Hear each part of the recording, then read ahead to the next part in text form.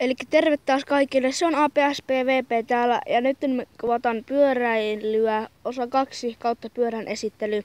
Eli siinä on Vanden pyörää ja tässä on Anden pyörä ja sitten Sande on vielä koulussa, mutta nyt vielä esitellään tarkemmin pyöriä.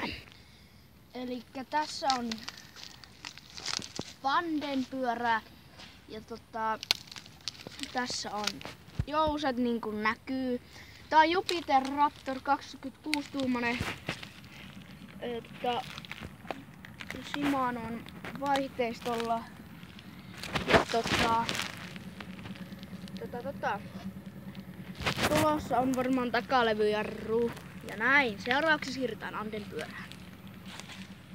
Eli tässä on Anden pyörä. Eli minun pyörä. Tässä on Insera Reno 26-tuumainen. 16 vaihteella ja Vanden pyörä oli siis 24 vaihteella.